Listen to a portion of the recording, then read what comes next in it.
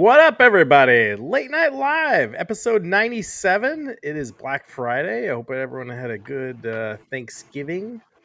Was that too close? I don't know. I kind of like that one. Tonight's kind of like a chill and chat episode, maybe a little bit. I don't have anything too substantial to talk about, but I don't know, a couple things, but that was about it. But Ace of Jacks Media Grounds, Chris, how was your Thanksgiving? How was your Black Friday? It was good Thanksgiving. I ate food and took a nap. Didn't really do anything with Black Friday. I missed out on the 65 mac and cheese boxes for $20 from Walmart last night at 9 o'clock. Oh, did that sell out? Sold out in 30 seconds. What was the deal? It was 65 mac and cheese boxes and a 65-inch TV. Yeah, it looked like you were buying a TV of mac and cheese. For $20. For $20. Yeah. And it was sold a lot of mac and cheese. Yeah. Yeah. Was it Kirkland brand or was it at least the Kraft dinner? What's going on? I think it was Kraft. Okay, there you go. But yeah, I mean, $20 for 65 of them. That's a good deal. But I can't do it. Yeah, and so I really didn't have anything as far as Black Friday went. I didn't see any deals that made me want to go out and buy anything. I did see there was a couple ones like iBuyPower had a system for $350 with a brand new RTX or NVIDIA, I think, in it that was mispriced. It wasn't supposed to be $350. Yeah, it's supposed to be $3,500. Probably, but that happens. It seems like every Black Friday there's some misprice that happens somewhere around that way. Yeah, the major thing with Black Friday now is it seems like they do deals all week long, so there's nothing too special about Friday anymore during this week. Thank goodness. Yeah. So the dream is dead. Well, unless you got to go to the Lego store, which Ryan refuses to do. I did not do, but I did get on Lego.com last night. Uh-huh. You get your Star Trek? I did. I got my. Let's see. Oh, do we got someone else here? Hey, Eric. Oh, Eric. We'll come back to this. Oh, hold on. For Black Friday, Eric is stuck in the movie Saw. Eric, can you hear us? Eric, if you're there, blink twice. There's no blinking. Yeah. Oh, we lost him. Just like that. And then as far as games go this week, I gave up on Mario and Luigi Brothers Ship. I've gone back to Chronos, the new Dawn. I'm going to try and finish that one. And then I've been playing Talos Principle 2 on my PC. So I'm near the end of that game. Nice. If you like an easy puzzle game, Talos Principle 2 is pretty good to pick up. Yeah. Travis, what's up with you? How's your holiday? It was good. I don't like Thanksgiving, and I don't like the holidays in general. I don't like winter. Thing to say. Yeah, I know. I don't like winter.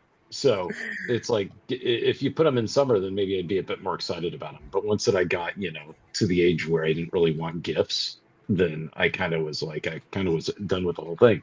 So I'm the wrong person to ask like how it was. It was good though because I got to see family, got to hang out that way, and there was football. But I lost on it, and the Ravens aren't looking so hot. So the teams that you think are going to do well are kind of in trouble. So yeah, other than that, I bought for Black Friday, I bought some games on Steam, and one of which was Red Dead Redemption 2. So I've started playing that. That's right. I saw you playing that on Steam last night, I think. Yeah. And it doesn't have save anywhere.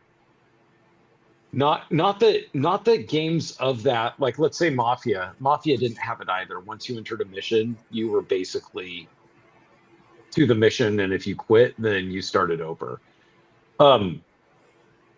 I feel like it's a big step back for Red Dead Redemption 2, but maybe Red Dead Redemption 2 is like years old, and I thought it was newer than years old. I thought it was like maybe 2 years old. So I'm a little bit like, why don't they have save anywhere? It's annoying that they don't. Other than that, it seems okay. Like, it's something to play. But yeah, they had it for Steam still has it for like $15. So I felt like that was a good enough grab. Yeah, that's a really good deal. Is it? How old Yeah. is the game? It might be 10 years old at this point. Keyboard Chris will 2? look it up. 10. No, but Red Dead Redemption 2 is 10 years old. Yeah. I thought it was newer than that. He'll look it up. 2018. So wow. Okay, so it is out there. Okay. It looks awesome. It looks really good. It looks better, like character model wise and motion capture. I would say it does look better than a lot of games that I've played that came out recently. It looks really good. And I don't know if it's because, on PC I've got all these options that maybe aren't on console or whatnot, but it looks really good. So I'll give it its due there. The voice acting has also been spot on thus far. Hey, Eric, can you hear us? Did he freeze? I think he froze. Well, he is the head of Pac-Man. He's stuck in Pac-Man. Where is he? Yeah, I'm just trying to guess. If you're in the chat, let me. You guys can speculate. What is Eric doing? He took a blue pill. He's outside your house right now. If you open up the garage. Yeah. Oh, God. Yeah. He's right there. I like it. It's like with Eric popping in like this in this completely black, he's stuck in somebody's crawl space. And he needs help sort of background. It feels a lot like the Max Headroom incident where we're just getting hacked by some random dude. Ultra weird. Yeah. Hey, it's like Dathan's here. Yeah, Dathan couldn't come tonight. Apparently he's worked like 3 shifts in a row and he's really tired. So I was like, yeah, no worries, bro. We will miss you. I think he might pop in the chat. I don't know, but hopefully he's sleeping. He wanted to say too that he got rehired. Apparently he used to work at a arcade in Eugene, Oregon, and he got rehired there to do some work again. So he might be doing that upcoming in the next year. So that's exciting. Yeah. He doesn't look scary at all. If I buy Bride of Pinbot, then I can have Dathan come over and fix it when it breaks. There you go. Yeah. And you won't have to drive to Eugene. I couldn't haul that machine down to Eugene. I'm not renting a U-Haul to fix a pinball machine. Get out of here. That's what I'd say. But yeah, that's why I don't buy pinball tables, is because I worry about them breaking and I don't have a repair person to help me. Right. It gets expensive. Hope everyone in the chat's doing good. Mike Hawkhurst, J-Rod, Gallagher guy is here. What's going on, man? You didn't have a stream tonight. Joe K. Oh, P&J is here. Oh, thanks, guys. I don't know. Seems like a little bit of a quiet night.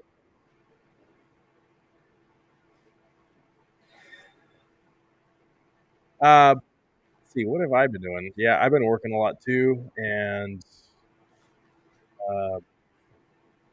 played some more EA Sports College Football today, 26 or whatever it is, and some more Kombat Collection.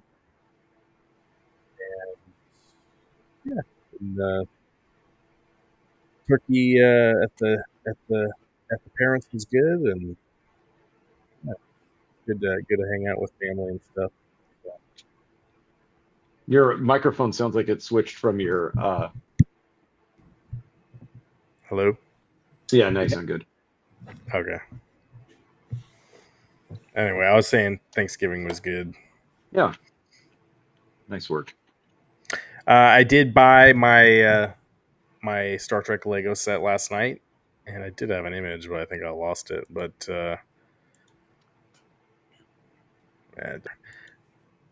yeah, No. Let's see it. that set sold out. So I hope everyone got one that wanted one. How quick? You know, it looked like I mean I went to sleep at I got on at 9 p.m. last night to buy it, Okay. and Okay. then I was in a queue for about 15 minutes, and then I was able to purchase it, and then I just kind of went to bed. Uh-huh. But when I woke up at 3:30 or 4, it was sold out. And then eventually later in the day, apparently it went back up for order, but they said they would ship it to you at the end of December. Mm-hmm. And then now the lego.com doesn't even say that. It says out of stock, but it'll say you can notify yourself when it becomes available again. So I mean, they're going to make more, but yeah. It turned out to be pretty popular. I guess Star Trek is more popular than Star Wars, Yeah. right, Travis?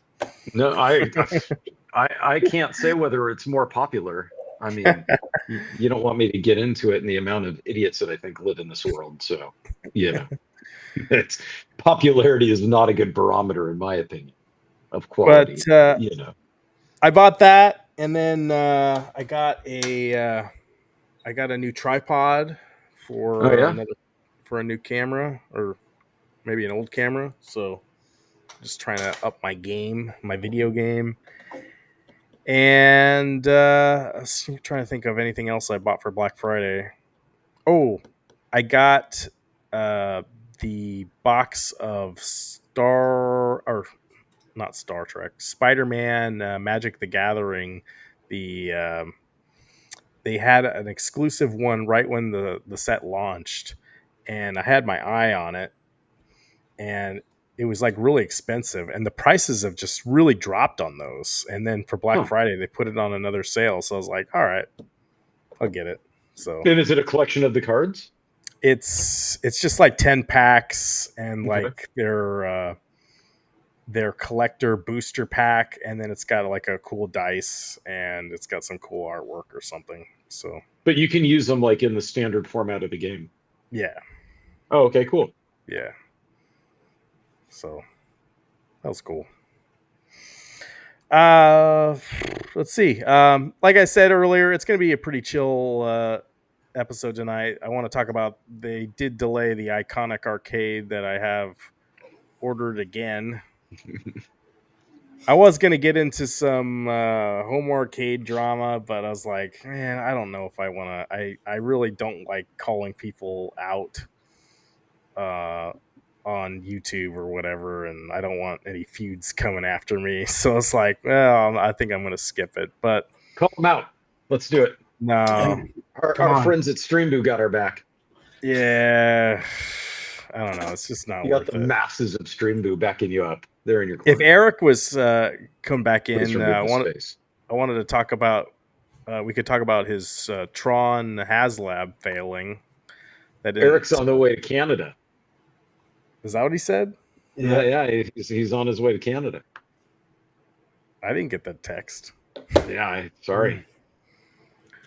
I guess I wasn't supposed to share it. Uh-oh. Well, Chris will tell him how to get to Canada. Yeah, you just gotta take I-5 and then that Bellingham, take a right and take the back. But you gotta give him tips on how not to get like stopped through the border like you did or whatever. Oh yeah, Yeah. you got to make sure you tell them you're there to meet up with as many women as possible. Otherwise, they won't let you through. Just no way. No, what's the story again? You went up there and they're like, where are you going, sir? And like you're like, I don't know. Like, I'm do you just have any place? driving. Do you have any place to stay tonight? No. I was like, well, Bobby, hold this guy over. Let's search his car. Wow. Right? Actually, I think I want to do that. Drive up to Canada, and then when they ask why you're going, be like, I don't know, it's just out for a drive, and figure I just I check just it. wanted to find where the prime minister is living and Yeah. say hi. I just figure I'd see what it's like up here. Yeah. I was just coming for the view. I just wanted some Canadian bacon and some ketchup flavored potato chips, Oh yeah, I forgot they had those things, which are actually which really I've been good. told are a lot like barbecue flavor. It is like a little like it, yeah. Oh, okay, only a little. Okay, because somebody had been like, you can't tell them apart. It's like more Somebody had said tangy. that to me. Okay. Yeah, barbecue chips are good. I will say the breakfast sandwiches they have there at Tim Hortons don't taste as chemically altered as like the ones that we have here in America when you go to a fast food place. Is Tim Hortons a fast food or is it a Starbucks? It's a Not that fast there's food. a huge difference, right? I think it's pretty. I think it's supposed to be owned by Burger King, or they are kind of similar to them. Can you make a Whopper? I'm looking at the breakfast sandwich. You're right. It looks like an Egg McMuffin. Yeah, that's what it looked like. But when you bite into it, it doesn't have like that same chemical taste that the ones here at McDonald's and Burger King have. So it's like a vegan burger kind of thing? No, I'd say it tastes like when you home make your own sausage and everything and then make a sandwich that way. Huh? If you've ever done that. No. We don't cook for ourselves. What are you talking about? I let my mom do all the cooking still. Come on. What an ugly thing to say. Oh, yeah, man. Come on, Chris. You can get a can. What is this? Okay, so you can get at Tim Hortons for breakfast, for all our Canadian listeners, you can get nobody bread and jelly. Fatality. Toast. They have just toast. Yeah, you just buy toast, but it's $3.19 for some white bread toast. Wow. You cannot convince me that's a good deal. I think you could probably pay $2 for a loaf of bread, and then Yeah. Did you get your old man juice up there? Some of that old man juice. Do they have any of that up there? What was that even about? I don't even know. Some of that old man juice. That was from an old clip, huh? I'd have to go back and probably talking about like meeting some celebrity at a booth or something like that, like at one of the autograph booths or something, or at the photo op. Maybe. I don't know. Maybe it was about your VHS porno collection. We can get into our VHS porno collection, Yeah, we got to get into that every now and then. That was like from the first or second episode we did, I think. Yeah. I was like, Chris, what do you want to talk about tonight? He was like, we can get into our VHS porno collection, Yeah, that's right. That was a good episode. I did get my Xbox story from True Achievements today. Oh, you did? What does that mean? Yeah. Apparently my best year was 2024. Oh. Huh. I want to pull mine up real quick. Oh, because it's nearing the end of the year, so now it's telling you how you did. Like it's since I joined Xbox One, because this doesn't go back to the 360. I don't know why. But since 2013, I have played 204 games on Xbox. Okay. With my My best day as far as getting achievements was February 21st, 2022. I got 16 achievements. Mm. And then my best month was May of this year with 75 achievements. And apparently my top played genre is shooters. I had no idea. Well, also, what do they classify as a shooter? Like, That's you a know good what I mean? question. Is it an action game with gun? Does it have to be first person? You know, that sort of thing, right? Like, Yeah. they could just be throwing a whole bunch of stuff in there for shooter genre. Yeah, it probably is. I think my top played genre shooter is 21%, Mm. open world 14.7%, Mm-hmm. sports 14.3%, fighting 7.9, action adventure 7.5, beat 'em up 7.1, shoot 'em up 7.1, platformer 7.1, role playing 6.7, and collection 6.3. What's collection? Just like, I don't know, collecting VHS porno Would tapes or that, whatever. would that be Collection would Astrobot? probably be like a card game or something like that, right? Like Balatro, maybe. Well, Like Balatro, be you don't really collect within it. But like the yeah, I Mortal was thinking Kombat like, collection. I don't know. yeah, that's with a K though. What was your when was your best day again, Chris? It was Yesterday. 21st of February, 2022. Oh, okay. My best day was 8th of January 2021. I got 27 achievements. Oh. Hmm. Best year Sports was game must have come out 2021. It might have. because sports games like rack up the achievements pretty quick, right? What's your best streak for getting achievement every day?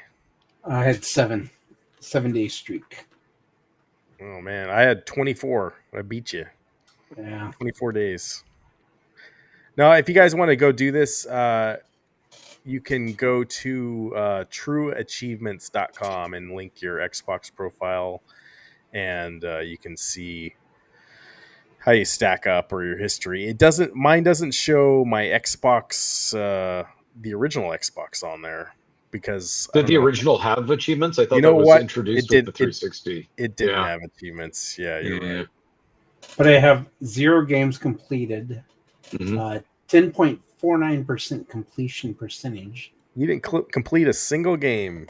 And not according to this, I didn't. But I'm guessing it's probably like the total achievements of a game is what I haven't completed. Yeah, you got 100% it, man. You know, Getting 100% of one game. what I Apparently realized not. what I realized was I installed this thing called Play Night, which is an aggregator of, you know, a single interface to launch all of your games, right? So across Mhm. Steam, Xbox, all that crap. What I installed a plugin for it or an add-on for it that integrates achievements.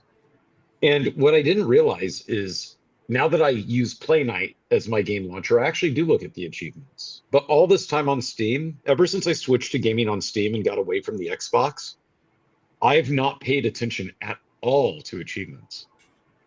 Like at all. So it's something about the way that Steam shows them versus, you know, other consoles and things like that.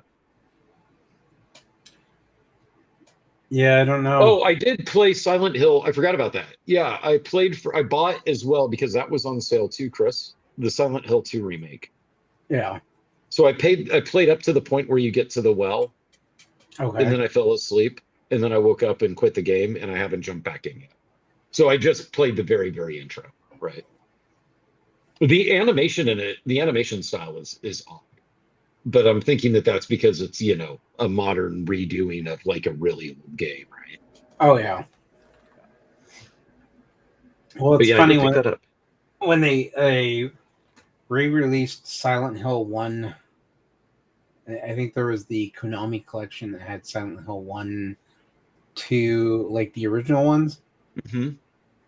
and people got into Silent Hill 1 because they tried to upscale it without actually doing anything. It removed the mist, the fog, so you could see the boundary of where the levels ended and everything. Oh wow, how funny!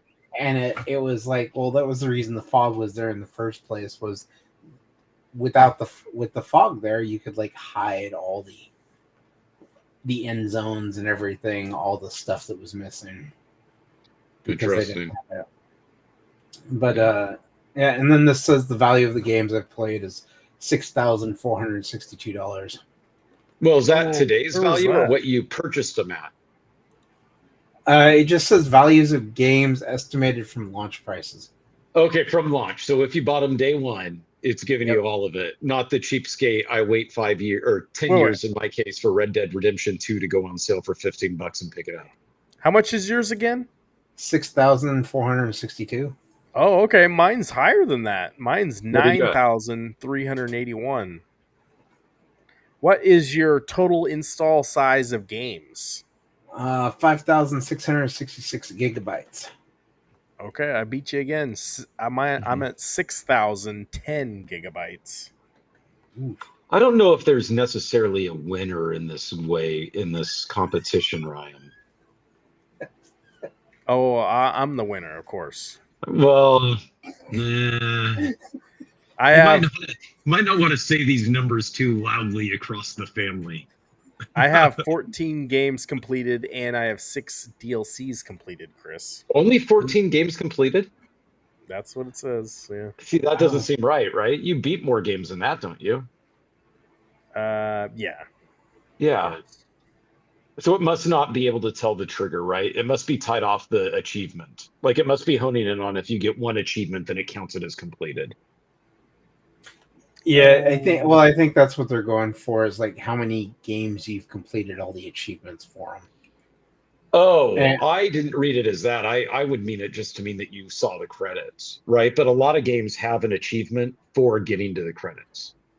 Most games do, right? The minute that you get the credits, you get a ding that you beat the game, basically. I like the games where you get an achievement when you have to watch the credits.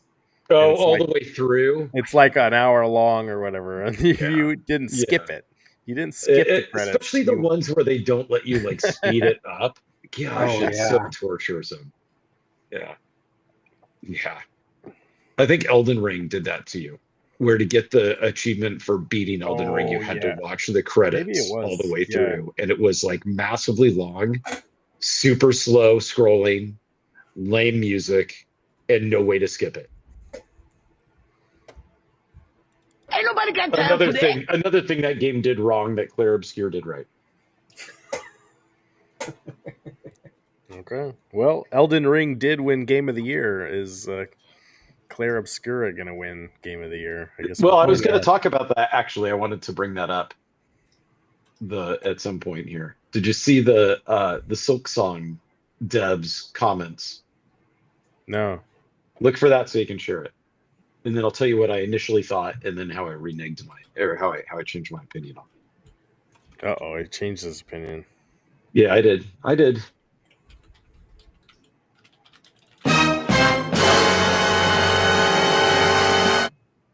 I was thinking of, I'll put it this way. I was thinking of buying the game.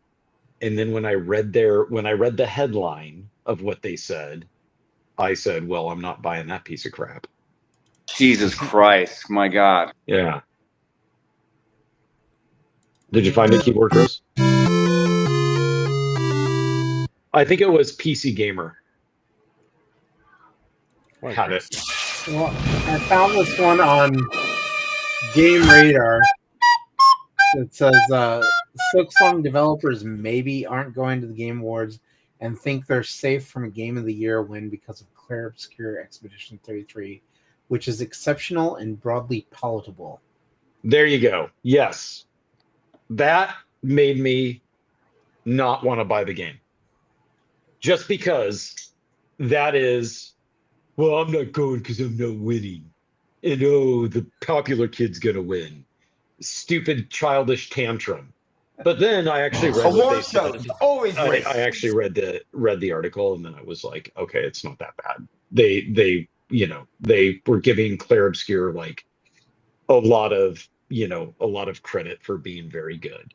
Yeah. It was, but yes, the way that it initially read, it was like, well, I'm not going to the award show because we're not winning game of the year just because our game was hard. And that sort of thing.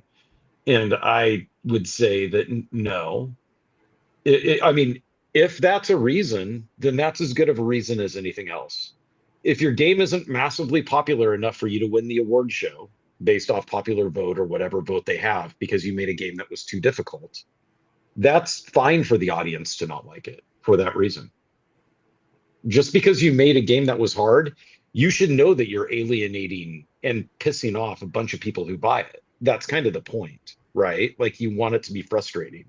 So don't get all sour grapes about it when some other game comes along and is not easy. That game, Clair Obscur Expedition 33, is not easy. It can be easy if you set it to easy.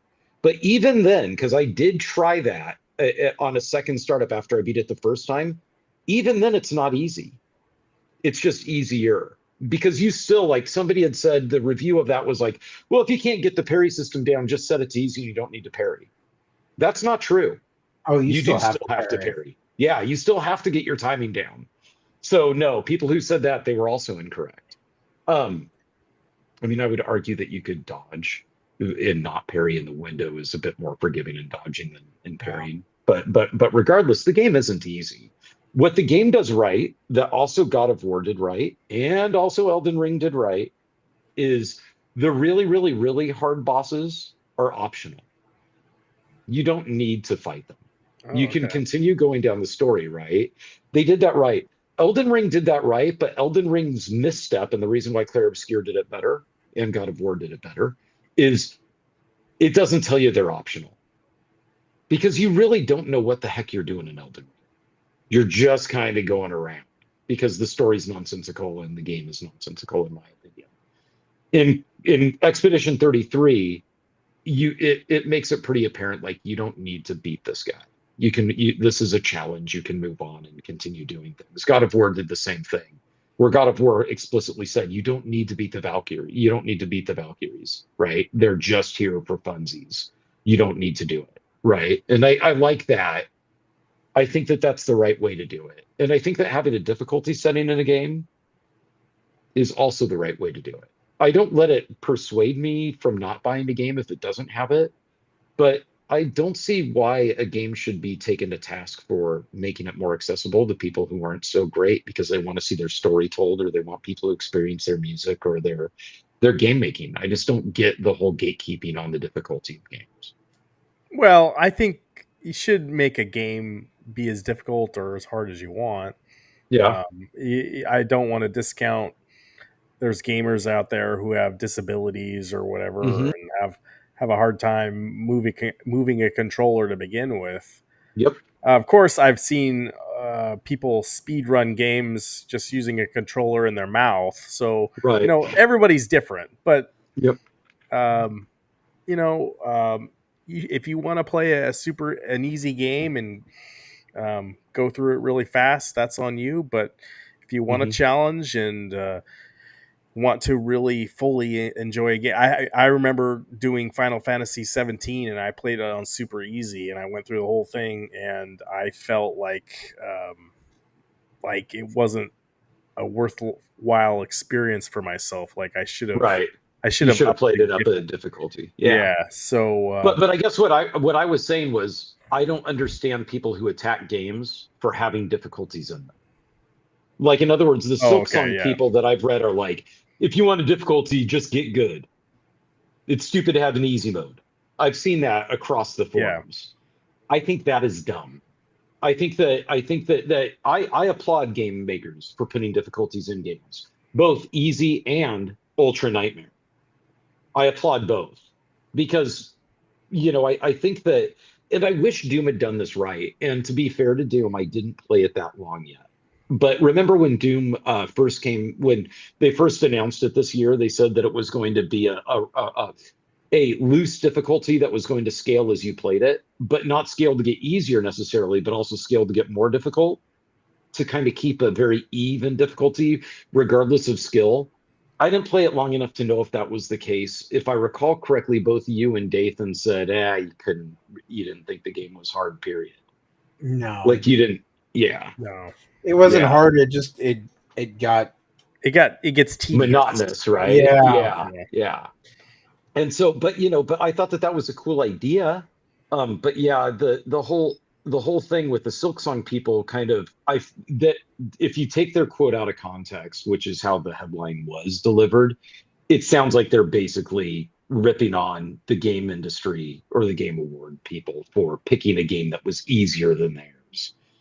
And they weren't, if you read the entire thing, but even if they were, my answer would be like, that's on you. Make a game with the difficulty if you really want people to experience your stuff. I mean, I would. If I wanted people to see my story and see all the work that my art people put into it to get to the final levels, I would make it easy. yeah. Elikrian Yeah, falls I see into it. the get good camp. Difficulties are smart to make your game more accessible, which means more potential buyers. But to act like a developer should add them is an act of entitlement. I would argue I still disagree. I still think that it's not an act of entitlement. It's just another thing to offer.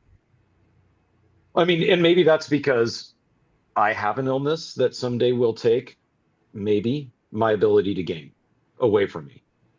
At least with get good type games, right? Knock on wood, so far everything's been fine. But there is probably a day where I won't be able to use a controller very well, right? And so that's why now I game all day and all night, and why I play guitar all day and all night. I try to take advantage of the time that I have to do those things. But yeah, I guess I didn't even think about it, Ryan, until you said it about like the disability and the accessibility aspect of it. I didn't even think about that until you brought it up. I've always just thought of it as like, why don't you want your art to be seen by everybody? Yeah. You do want your art to be seen by everybody, and you want, as a developer, you want to sell as many copies of a game as you can. So, adding difficulty options, I agree. It should be And there. achievements give you the option to have the bragging stick, right? Like achievements give you that option. Like you saying for Claire Obscura, like maybe that boss over there in the distance, you don't have to beat him if you don't want to, but there is an achievement if he is super hard and you want to go out there and do that quest and beat him. Like, I got something to brag about now. That's cool. Right. No, J-Rod, don't be sad about it. It's just life, man. It's cool. Everything's good. Well, the flip side though is with the difficulty levels, like some games, like Vampire the Masquerade 2, Bloodline. Apparently, their difficulty level, all it really does is change how much damage you take versus how much damage you deal. So it doesn't actually change anything outside of like that small little bit. And a lot of people are like, from a lot of the comments I've read on it, is if you put it on easy mode, your character essentially does 10 times the damage that they take. Whereas if you put it on normal, you're going to take 10 times the amount of damage you deal. So they don't, so there's not, it's not a level like, oh, hey, if I want to go from easy to normal to like hard difficulty, there's not like a real reasonable stepping stone progression to it. Instead, they kind of just were like, let's throw out some numbers and see what sticks. Yeah, I think that what's ironic on the vampire thing is the reason I didn't buy that game this week and I went elsewhere was because it doesn't have a save anywhere feature. And I was like, I don't have time for that. And so then I look out and I get Red Dead Redemption 2, which also doesn't have a save anywhere feature. Yeah. So it's kind of like, well, then what am I doing? Right? Like, I might as well just go get that. Right. I might as well go get the vampire game and play that instead. Well, I was going to say, draw was. So if you want that save anywhere feature, don't get Chronos, because you have to go to a save point to save. But it does have it has checkpoints in there, but I don't know where they're at. Those don't bother me. If a game has enough checkpoints that I don't notice, I don't care. Right? Like I don't save scum, so it's not like that, right? It's just that if I'm starting to doze off, I don't want to have to fight through 15 minutes more of a mission because I was 10 minutes into it. I want to just be able to exit the game and then come right back to it tomorrow. Right. And so if the checkpoints are frequent enough, that's fine. Now in Red Dead Redemption 2, the way that it works is it just spits you right back out to town, like you never even attempted the mission at all. Right. That so far hasn't been that big of a deal because all of them are like 15 minutes long. But if they get to like the 30-minute mark, that's where I'll probably get mad at some point. Right. But whatever.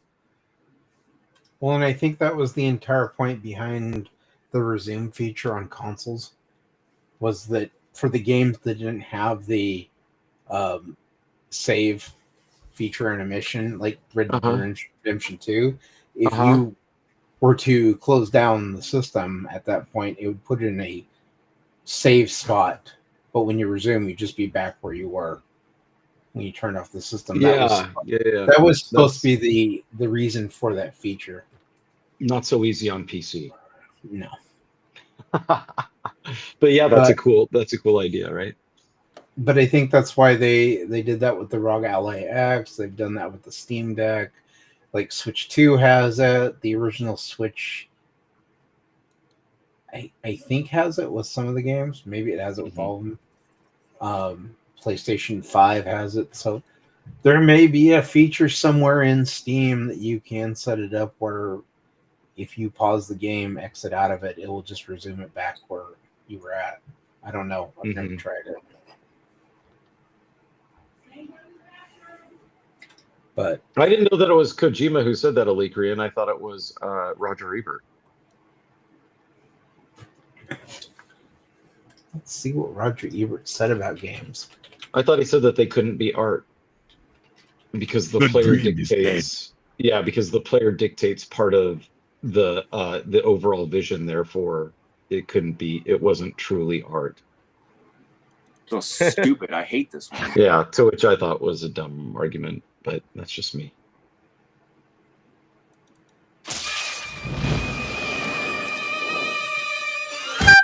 I don't know.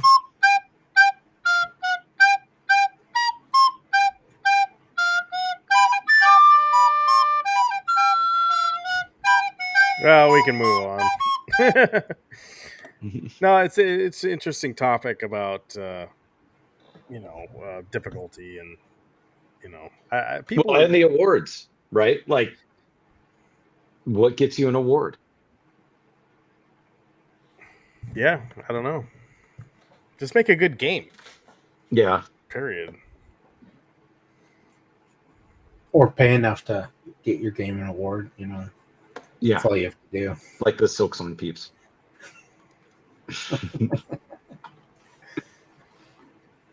I wanted to talk about the Iconic Arcade. It was delayed again. I don't know if you guys saw that. Yep. So this was on a stream. Was it Tuesday night? Iconic Arcade. They announced a delay in their shipment of Street Fighter XL arcade machines. They will not be delivered before Christmas, as promised, and they'd been delayed before. John D. from Iconic Arcade took responsibility for the delay, explaining that after receiving their golden sample 2 weeks prior, it became clear that further refinements were needed. What is so hard about making an old arcade machine? Yeah. There's a lot that goes into it. The company was unwilling to ship a product that didn't meet their promised quality standards. The updated factory schedule now projects machines to be shipping out in late January, with deliveries beginning shortly after. So I'm thinking February, depending on location and freight logistics. To compensate customers for the delay, Iconic Arcade is offering now $150 off the original price of $699.99, making the total $549.99 plus tax. And they're just refunding that straight up to you? Yeah, so Okay. I've done a partial payment, so I'm $350 in, so it's just going to Yeah. cost me $200 now, which I bet you'd take Sure. that, right? Wait a Oh, couple yeah. weeks for that big of a discount, you know? this adjustment, yeah, it's going to happen automatically. They're also going to add 5 additional Capcom arcade games after launch, bringing the total titles to 20. And if you're a customer who wants to cancel their pre-order, you will receive a full refund. Apparently,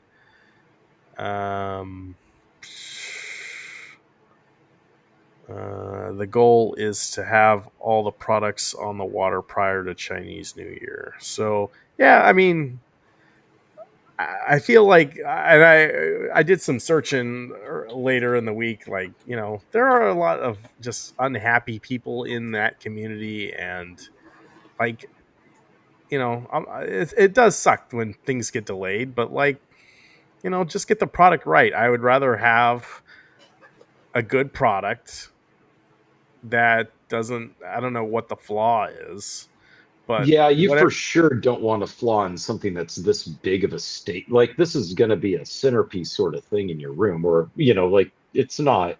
You don't want something janky. No, yeah, exactly. I want something that's going to look good and be Right. proud of, and you know, not something that's going to be, you know, look It's like not hack like with games. it's not like with the Grand Theft Auto where they just keep delaying it and delaying it, and the fans are mad because they know that when it's released, it's going to be garbage no matter what because it's a crappy game. In this case here, Yeah. you actually want quality. You want Street Fighter 2 to be good. Yeah, 'Cause their it's a good game. reputation is on the line. I mean, they want to have a good product for everybody, Right. a great product. So Yeah. you know, This is supposed to be the first one, right? yeah, it's their first one. Yeah. Yeah. So I do So I did- do still wonder what quality issues they're running into because nothing here should be that difficult to find and get produced in China. Like that's the part so they must have just be making some missteps in the partner in the manufacturers that they're choosing to do parts of it, the it's suppliers. it's the cardboard that they have The card. made of. yeah, They Yeah. can't find it in China because all the trees have been cut down. well, Well, we still don't Chinese- know why it's taken so long though, Uh-huh. because Right. I did pre-order this back in January, so you know, I guess it's almost been 12 months. You know, what have they been really working on getting all the bugs out for 12 months? So I would, No, or are they playing the tariff game, trying to wait to see if those things or get maybe that's it. dropped? You Yeah. know what I mean? Because at Yeah. this point here, I mean, they are right about not hitting up against Chinese New Year, because if you hit up against Chinese New Year, it could be the quality after Chinese New Year is going to be bad. So as the workers come back, and you have to replace the ones that just don't come back, and you've got a long run. Like so, Chinese New Year is what, a week or 2 weeks celebration, but it goes on for like months. That factories recover from it. So at least it did when I was managing supply chain. I don't know if it's still that bad. It's so the Chinese New Year starts on February 17th, and they in celebration on like the 30th or something, right? March 2nd is when they end celebration. Yeah. But it takes forever, because what happens is the workers, they go away and then they don't all return to the factory. Like they're like, you know what, I think I found something else I'm going to do with my life, and then they go off and do something else. And so every time the factories have to like retrain, restaff, reprocure, and that trickles all the way down the supply chain, right? Oh, yeah. So the people who are providing the plastics to the people and all this stuff, it goes all the way through. So it's just always a mess. So I was always very careful to order about 2.5 months of inventory prior to Chinese New Year. 2.5 to 3 months just to make sure that we were covered for that lull, so that we didn't go into lead time issues. So they are right about how they want to get these things on the water before Chinese New Year. I just to your thing, Ryan, I just wonder what the quality issues are. Like, I just don't see anything here that Agreed. should not be easy to just walk down the street in Shenzhen and find. Yeah. The other interesting too that I haven't heard too many people talk about is in January is CES, and this is where it originally got announced, was CES Yeah, of this right. year. I have a feeling these guys are going to want to be at CES again and maybe show off something new. But if this product that they promised in 2025 still hasn't come out yet, maybe they don't. I don't know. I don't know what the I don't know if it play is matters. there. Like, Maybe it doesn't matter. I went to CES after we missed product launches, and I still talked about the next product, and people just ate it up. You know what I mean? Like, you say, oh, we just recently started shipping this or whatever. Like, you just talk around it. You know what I mean? That being said, I'm surprised that companies like this go to CES. CES is expensive. Oh yeah, I believe it. Like, I bet like a booth's like $20,000 or something. I don't know what the pricing is. I never got involved in that. I just know that, like, a booth on the floor became not cost effective, so we then started renting out suites in the hotels, Yeah, right? And we're talking presidential suites, not just like a room, right? And we would set our booth up in the presidential suite so that it flowed from like one room to another. That was more cost effective than having just a little booth on the floor, right? So it's based on whether or not you're a CTA member, which is a Consumer Technology Association, right? Which is $46.50 per square foot for the size of your booth. Mm-hmm. And if you're a non-member, it's $51.50 per square foot. So for a booth size of a 10 by 10, you're looking at $4,650 for CTA members and $5,000. Yeah, but they're defined. Do they have 10 by 10 even? I don't think they do. They probably don't. Yeah, because they're pre-allotted, right? And yeah, I don't know. I mean, I'm sure things are different than when I went. All those conventions are expensive, not just that. Like PAX. Yeah. You know, if you want to have a booth at PRGE or whatever it is, everything's expensive. And then they'll charge you internet on top of that, I'm sure. And so they may go again though, Ryan, and just talk about this game again. If you said they did launch this at CES, like they made the announcement there, they may just go again and just show it again and just talk about how they've had some snafus with the manufacturing and the tariffs were a thing. And I think that people will be forgiving to them, at least at that audience, about the tariff thing, right? Like, because people like to demonize that right now. So especially that industry. So you'll have a lot of shoulders to cry on if you go there and you do that. So it wouldn't surprise me if they went and just continued to try to drum up sales and pre-orders for this arcade, for this one cabinet, and then said, hey, once this is done, then also we're going to do the next thing, right? But they're adding games for you. What games are they adding? Have they announced, or they haven't announced them yet? So it's going to be a mystery. Hopefully, I'm assuming it's Capcom games. Okay. So Ghosts and Goblins would be cool, or Final Fight. I don't know. So was the original Street Fighter? What was that like? Because I only remember Street Fighter 2 myself. Yeah, it's bad. Is it bad? Okay. It's not. So do you think they'll include the original Street Fighter with this? They could include it. I know Arcade 1-Up when I had the their tabletop game. Chris, did you ever see that when I had that? Yes, I think I remember that one. Yeah, I had that out here, and it had the original Street Fighter. I don't know. It didn't play very good. Like, I don't know. It was more of a novelty than anything. Street Fighter 1 to Street Fighter 2 was a huge jump. Interesting. Just much more. The characters are better. The moves, just the whole story. You're a world warrior, and I don't know. It was much more put together, and it really launched the fighting genre in the No, I arcade. remember it. It was huge. Yeah.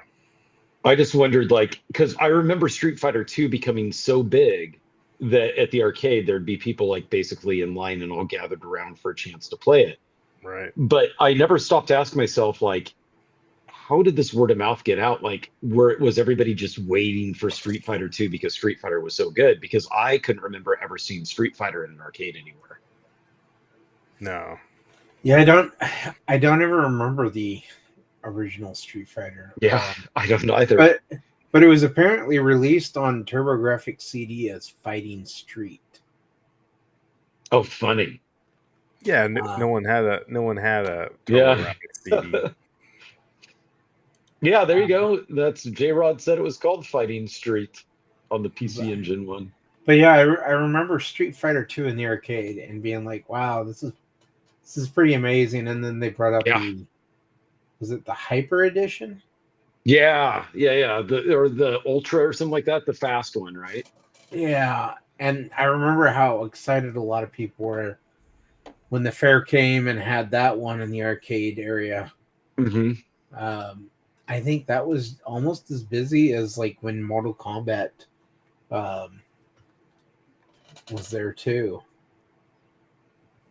I remember there were always a couple of arcade machines at the state fair. Whenever we went there, there were always kids standing around. And Mortal Kombat was one of them, and Street Fighter 2 was the other one. Yeah. I just remember Street Fighter 2 being just crazy, like popular, and then Mortal Kombat showed up like the next year.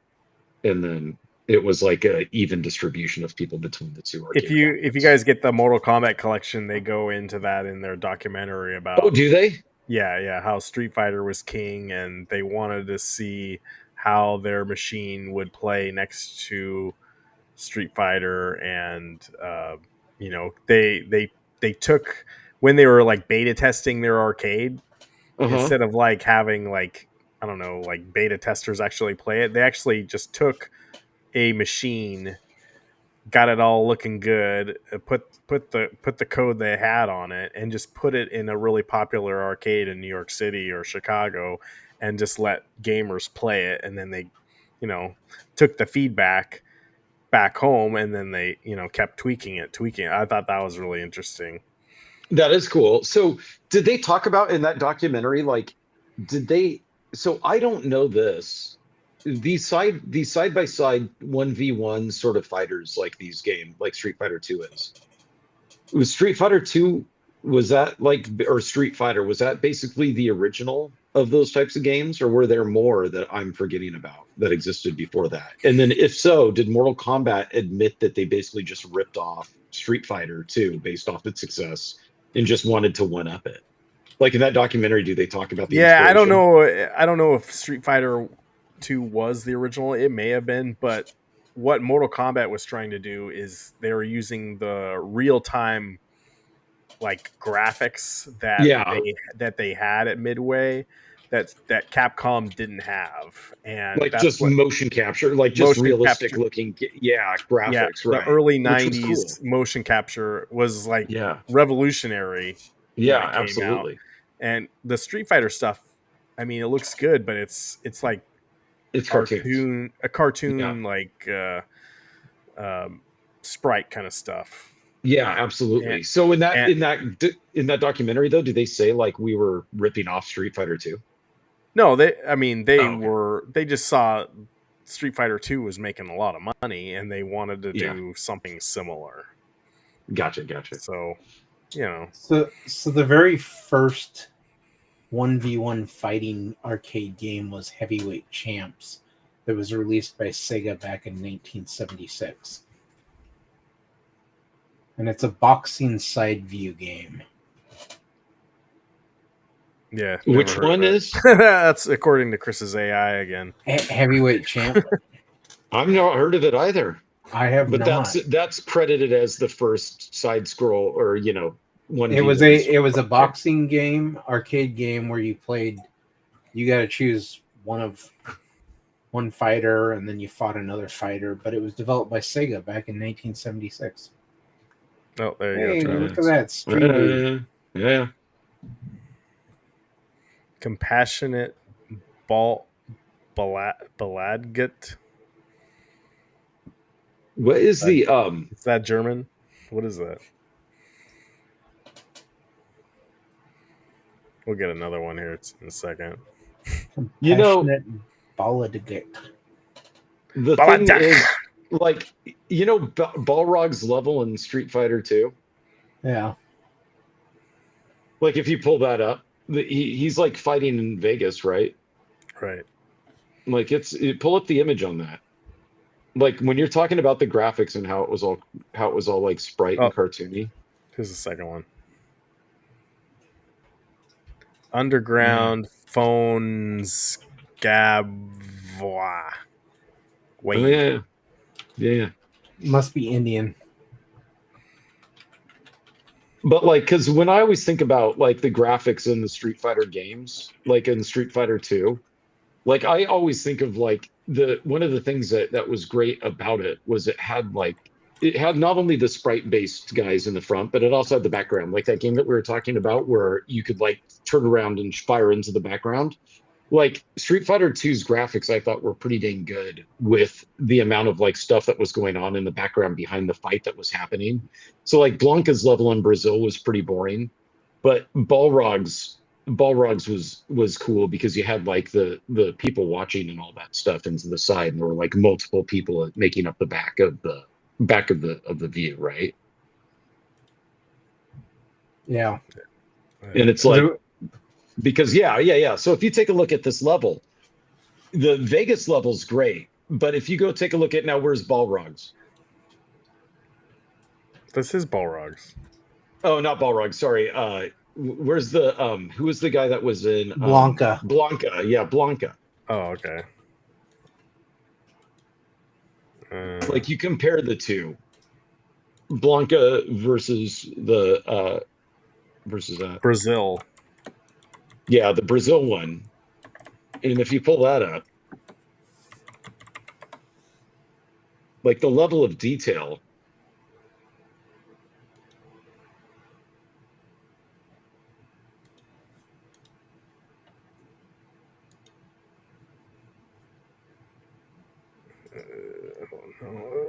Hold on.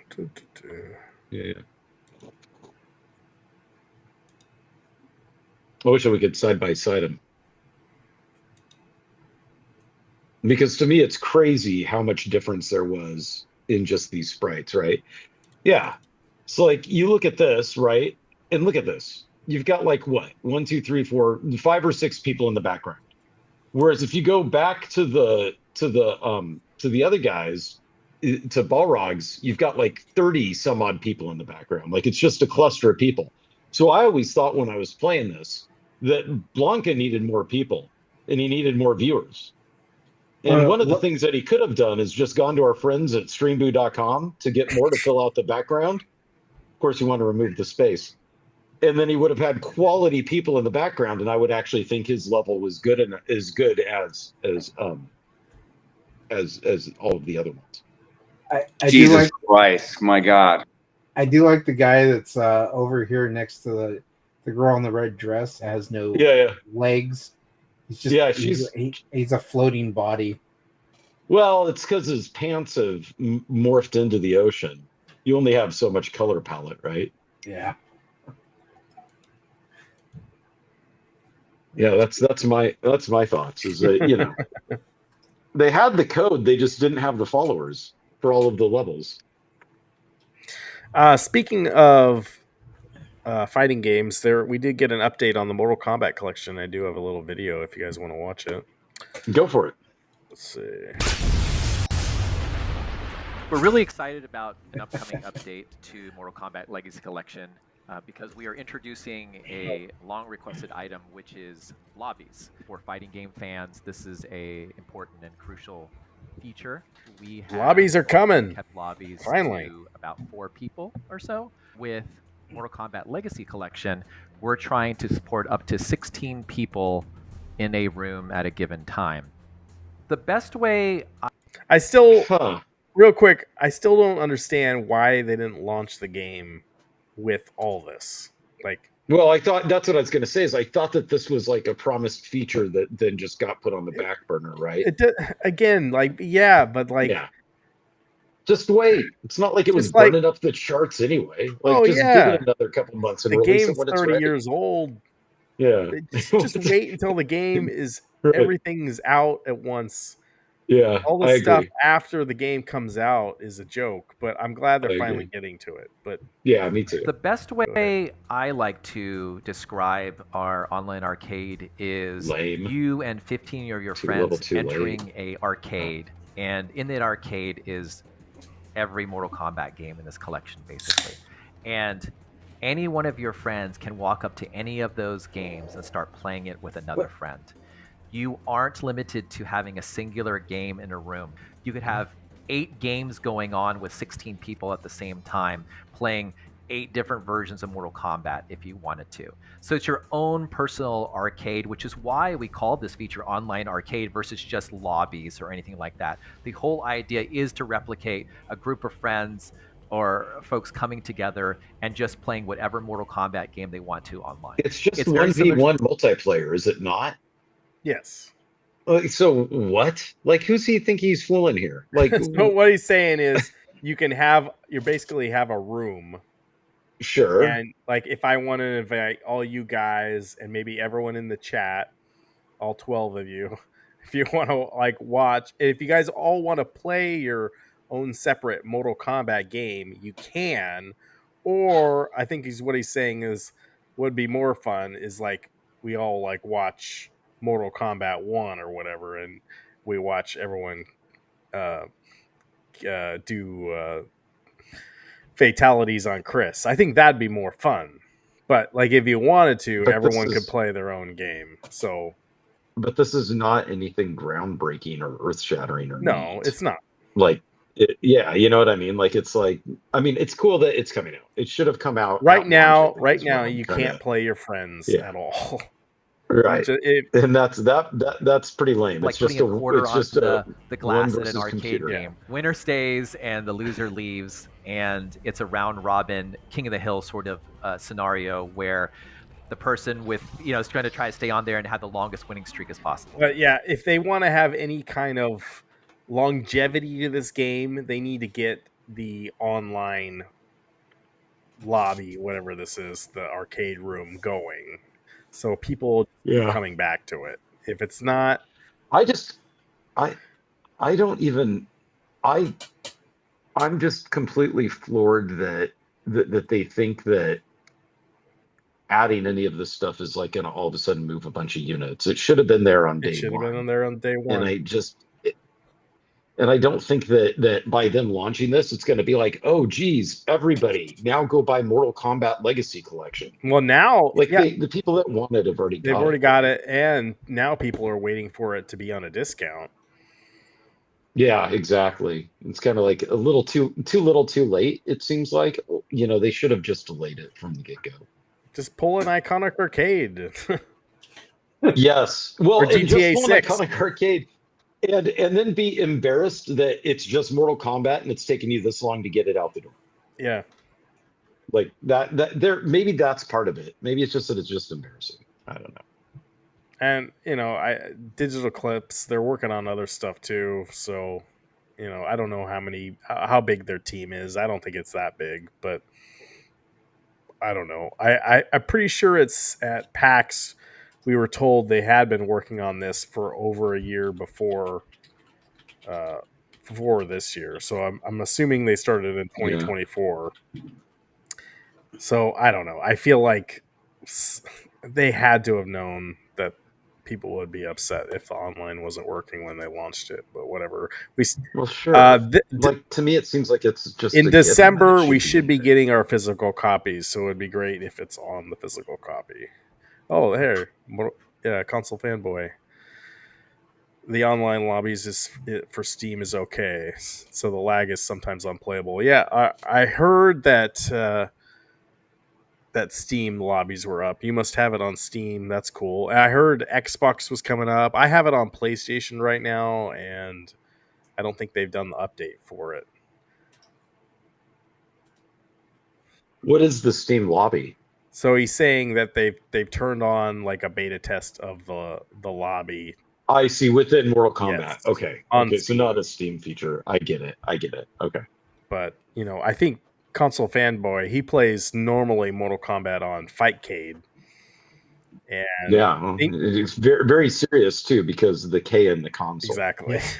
But Lets they you know. need to, if they want people off of Fightcade and they want them playing this, they need to get it so it's there's no lag and it's more conducive to everybody and make it more fun. Because I think right on there now I don't have Fightcade, but you can go in there and you can replay your matches and share them, and that's really cool. Play with friends if you want. Yeah, console fanboy, I would agree with that sentiment if I were you. Like, I get where you're coming from. I would feel that way too, I think. Right? Because like I said, today's games, there are certain things that I expect. And if it's such a you versus you, like player versus player in the arcade sort of thing, I would have thought that this sort of like play against your buddy stuff online was day one release sort of stuff. He is very serious about it. Yeah. No, yeah. I mean, there's a K in the console in his gamer tag. A lot of people don't know this, but I have the T in the Travis tag because I'm such a big Tetris fan. Really? Yeah, the T is for Tetris. What an ugly thing to say. Hey, greatest arcade puzzle game of all time. But yeah, I hope they get it working out, whatever. So yeah, I do too. I mean, that should. I get it. I was looking through my YouTube comments today of comments that were hidden because of moderation. Because I have like basic moderation on my YouTube channel, and if you say like a couple swear words or whatever, it'll hold it for review for me. And I was looking at them, and they were all about Mortal Kombat. People were getting into it with not only me and Dathan, but other people in the comments. Oh yeah, that was today. You were looking at that? I was like, oh, I probably should be reviewing this. Why? You got to let that stuff breathe. Yeah. People were attacking you, and you didn't even know it. Yeah, I know. Is that right? Yeah. You got to go by and one by one address all those people now. It's a complete worthwhile use of your time. Yeah, no. Every single one. Say, hey, this doesn't bother me, but I try to respond. I'm going to tell you what's I try to respond to all the comments. Console Fanboy actually gave me some good advice. You try to. I think he told me once you need to talk to all your comments and leave a reply, and it's just good. It's just being nice. I also try, if someone's name is in their comment, I will try to address them by their name. I'm trying to do that now too. Oh yeah. But yeah, it shouldn't be a slap in the face for the Mortal Kombat fans, and I'm sorry that they don't understand that. And what did they say was a slap in the face though? That they didn't have the online ready. Oh yeah, no, that part's right. It is a slap in the face to the fans, in my opinion. It's not right. You should have been ready. That was kind of what don't promise something and not have it ready by the time it comes out. It's like just one more thing Atari screwing up. If you need to delay it, just delay it. Yeah, I agree with that. They just don't have the same level of care that GOG does with their game preservation program. I don't know if you read about that. They hired a private investigator to actually find a guy who was off the grid who had the rights to a game. So he'd apparently inherited the rights from whoever the creator of the game was. Really? He was off the grid, completely, no phone, no communication at all. So they hired a private investigator in UK to find the guy to get the okay to release this game. Dude, he was probably a serial killer, and they're He was trying to stay he's off like, the for grid. the last time, I don't know anything about Sopwith. Leave me alone. Jesus Yeah. Christ, my God. My cousin made it and left it to me in his will. It was the senior business development manager for GOG said in an interview this, but he didn't say what game it was. Oh, that's what you want to know. But they got the approval from the guy who owned the rights to it to re-release it. Did you watch my? You guys weren't with us at PRGE when we saw the Sierra panel. They No. interviewed Al Lowe from Sierra. Yeah. And he talked about how GOG, he literally gets pennies from from all his games being available on that service. He gets pennies a month because of royalties. And he has a website where he has a button where you can buy him a coffee because he gets more money from people buying him a cup of coffee every month than he does from the royalties from GOG. So he was trashing on good old games as far as their payouts go? Yes. Oh, interesting. So it is interesting, though. So he likes Steam better then, because his games are on Steam as well. So he was only attacking good old games, huh? Yeah. Okay. Well, and it's funny too because I'd watched a TED Talk where a guy went into how Steam is the worst thing you can release your games on because of how the cost involved. With they take their 30% off the top, and then if you've used Unreal Engine, they're going to take their 30% off the top as well. And so I think at the end of his thing, he was like, so if you release a game at say $20 and you sell 10 million copies, you might make $10,000 after everybody's taken their share beforehand as a small independent publisher and developer. I've kind of, since we started doing the podcast, just the other day, I found myself thinking, I wish I could go to a store and buy a game physically for PC. Ain't nobody got time for that. Yeah, I honestly started thinking about that, and I was like, and then I was thinking, well, I don't have a CD-ROM drive, and I don't want to install one. And I thought, well, it would be fine if they gave me the CD-ROM just for a collectible, and then gave me just a tag to download the game directly from them,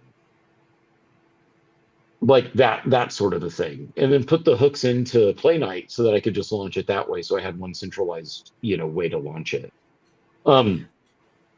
Yeah, I was actually thinking that would be a cool experience and get away from the Steam stuff. Well, it's kind of funny because we talk about all these developers and how much they make and everything, but when I'm looking at a game to buy, I'm like, I want to play this game, but I want to pay the least amount I possibly can. I don't think about how much of my money is going to that developer or the people who made those games. And so it's like the furthest thing from my mind is, am I supporting the developers that made this game? And if I really like this game, am I going to be able to support a studio game to come down the pipeline or something? And it's like, I don't care. I just want to play the game. You can't think like that because you don't know what's the overhead, how much is the CEO taking home. Like it's there's just too much involved in it. In most cases, it's not that the developers are making the game that they want to make. The publishers want to make the money. And so there are developers out there who they want to put out the product they want to put out, but the publisher is kind of telling them, hey, we need to be able to make money. You need to be able to hit these benchmarks. This is what needs to happen. And I think that's where, for some cases, we kind of look at it and go, well, we really don't want to give money to the publisher, but we want to give money to the developer. And it's like, who do you go through? How do you do it? AAA games? Do you go indie route? Do you go cheap? Do you go discounts? Like, do you go pay full price if you really like the studio that developed the game, even though you may hate the publisher? So it's an EA published game, but it's developed by one of their studios, and you're like, I really like that studio. I don't like the publisher. So do I go buy it at the discounted rate to screw over See, the and publisher? I don't actually care about the publisher. Like I don't get involved in that politicking when it comes to just buying a game. I just buy it if it sounds like it's going to be fun, if it looks good. I Well, also don't discount hunt. Like the Red Dead Redemption 2 one is kind of a rarity in that way. And it was only because right now all of these lists are coming out of best game of all time. And across like multiples that I read, Red Dead Redemption 2 was in the top 10. And it has completely never been on my radar because it's made by Rockstar, who does Grand Theft Auto. And I dislike the Grand Theft Auto games so much that I had just completely cast aside Red Dead Redemption as a game. But then I remembered I liked Max Payne 1, 2, and 3. And although 1 and 2 were done with Remedy, as well as Rockstar, I did like 3, and that was done entirely with Rockstar. So I was like, well, I like Max Payne, hate Grand Theft Auto, $15, I'll give it a try. And then that's how I ended up buying it. But usually I don't actually go deep for the discount like hunts when I'm buying a game. I just kind of buy what is out there. I only do it with Steam. Interesting. When it's a console game, if it's something I really want to play, I will pay full price even if it's on Steam. If I'll get it on the Xbox, PlayStation 5, or Switch, that's the way I'm going to go, and I'll pay the full price for it. Well, on Nintendo, they don't even mark down their games really. So it doesn't seem like Nintendo ever gets a discount, really. Oh, right? They did have a pretty good discount this week for Black Friday deals for Switch. There were a lot of games that were half off. But it's all games we already have. I don't know. Well, maybe not me. It's games we have, but there's probably people out there that don't. Probably not me. And I could have picked some up for the kids or whatever. Yeah, but it's an interesting thought that I've had since we've been doing the podcast is the whole, I really don't care about like overhead and all that other stuff that these guys have to go through. But like Ryan going to PGRE and him talking about, I only get pennies and royalties. And I'm like, I don't care. I pay like 30 cents for a game that you put out and Dog has on there. It's completely you can empathize with someone when they say, I work for a living or whatever. I'm not an artist or whatever, but I can understand your life lesson that you put something out there and you want to get paid for it or whatever, and maybe you're getting screwed over by somebody. I mean, they also went into like how they were fired and that they did projects and they didn't get paid for. There was a lot of those guys. Mismanagement, and it's just like, man, that really sucks. And so I empathize with that kind of stuff, and you hear about that, but that's how we connect to each other as humans. That's what I was gonna say was like their story, the story of I went to work every day. The company took advantage of that, or the government, whoever my employer was, took advantage of that. Left me with nothing. My sweat and my tears and my blood was put into that every day. And I saw what? I saw $10 an hour. That's what I got. And then when they closed, they left. But the guys that were in charge, they were set. They were able to retire and be done. I had to go get another McJob at another McPlace to keep just getting, bleeding my knuckles, doing this, right? Like that story that Al Lowe is giving you, it's the same as what my dad gave me about working for the state. And it's the same that I've had when I've left companies, right? Like that sentiment is so common. It's like, I think that the difference is that when it comes to the world of music, because I hear it a lot with musicians, and the world of video games, because now I'm hearing it through you guys, is that these guys have people come up to them on the regular, thanking them for the work that they did, reminding them of the work that they did that they're not getting paid for, right? My dad didn't have that. when he left working for the state, that was the end of it. Nobody walked up to him and said, well, except for his military service. Aside from that, nobody walked up to him and said, like, hey, when you were working at the archives building, I really appreciated what you did there. Every day, you know, if I needed to go get a document on tax history, it was because of you. And something, you know, like they didn't have that. Whereas like Al Lowe has people recognize him, as do musicians that I know, being like, hey, you wrote that song. I still crank that thing, man, and it takes me right back to that time. Right. Cool. And with Al Lowe, he gets this constant like, hey, you did Leisure Suit Larry, dude. I play that game. I laugh. I just think it's so funny. What a great game. Right. So it's like they constantly are getting this like ego boost. And I feel like that fuels that like, well, I should be getting paid for it. I should be getting money. I made Brian over here totally happy, he said. Now, where's my money, Ken? Right. Like, I feel like it kind of feeds back into that. Whereas their stories, it's no different than yours or mine. We go to work. Since we're not the owner of the company, we're not seeing 100% of the proceeds. So we can always find something to complain about, right? Like that guy's really taking advantage of what I'm giving. You know what I mean? Like, so that's kind of what I would have found interesting if I was at that panel. I would have maybe asked that. I would have maybe positioned that to him and said, like, hey, you're complaining about this and this and this. At what point do you take ownership of that? You could have left the company and started your own studio, but you didn't. And if you did, it failed, right? So you didn't, and you would have done the exact same business model that Ken had been doing, right? Because monkey see, monkey do is what we do as humans, right? And do you think that life would be better if, because your story sounds like mine, if people didn't come up to you and give you credit for what you did? Right. We all have regrets and you know, we could have done something different 20 years ago. Would we have? And, you know, sure. Like, well, and to Al Lowe's, to criticize Al Lowe a little bit, like the pennies you said that he gets, like, you know, from the GOG stuff. It's better than nothing. That's what I was going to say. Like, that's amazing. Somebody's still buying your freaking game from like 30 years ago. Yeah. Right. Like, that's amazing to me. Like, be happy of that. Right. Like, oh yeah, I would just be surprised. You know, I do remember that there was a musician that I met a long time ago, and she was a songwriter, and she still gets a royalty check.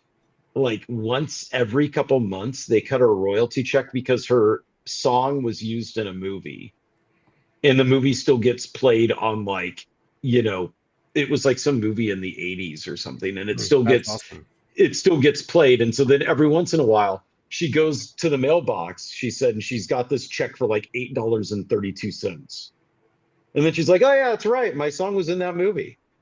And then she goes and cashes the $8.32, and that's it, right? Because she just sold it and then didn't realize that she would get residual. She didn't even realize that she'd get residual royalties on it. So when it got bought by the movie, that she thought that was the end of it, right? Like, sweet, I got $5,000 or I got $10,000, whatever it was back then. And then she's like, yeah, then I randomly just get these checks, and it's like, oh yeah, that's right, my song was in that movie. That's crazy. That's cool. Yeah. And I feel like that's like her attitude on it, I think, is really healthy, right? Which is like, I got a payday out of it, and then I keep getting this. Whereas Al Lowe, and from what I've seen of Al Lowe, and I respect what you know, I guess I respect what he's done for gaming. I mean, whatever. I mean, you know, he made some games. People thought they were funny. You know, that was it. They weren't even groundbreaking or anything. They were just funny. You know, so I respect that. But at the same time, he's like one of the biggest like complainers when it comes to any of the gaming industry. Like, at least for PC games, like he's always been giving, like, he's been giving interviews for like over 2 decades now, about how he's had nothing but, you know, bad experiences, and, you know, and how he's been taken advantage of and all this stuff too. Yeah, there was one where he started doing a remake of Leisure Suit Larry or something, and he didn't get paid for it at all. So that was a really bad situation. But that's got to be on him, because that wasn't even through Sierra, right? Like, that was like through somehow he got the rights, and then he went to somebody else and did it. Yeah. You know? Oh, well, maybe they did the remake, and then he didn't get paid out of it. And then he said they had the gall to ask him to do the sequel next, but he still hadn't gotten paid for the first one yet. Like, Yeah. no, maybe that's a warning sign for you. It would have been interesting. And what I find interesting about those panels too is this time Ken and Roberta Williams wasn't there. But I did go find synopsis of like in summaries of ones where they were there. And the conversation sounded like they were a lot different. So like if Ken and Roberta are there, the same people that were complaining at the one that you went to, they wouldn't have been. No, they mind their manners. No way. And I found that really interesting. Right? Like they could have it's turned the it same into Jerry way. Springer, but they didn't. It's the same way, like if you're in a room with your boss or something, like you don't start complaining about such and such when, you know, this guy probably could have fixed some of that, but he didn't. But they could though, because they're not employed by that guy anymore. Yeah, no. Right? Like well, that's there's what nothing I found they can so say to him. interesting. Yeah, right. That's what I found so interesting is all when Ken I was and reading, Roberta was just like, yeah, we own the company. We got a lot of money out of it, and you didn't. So who was the smarter one?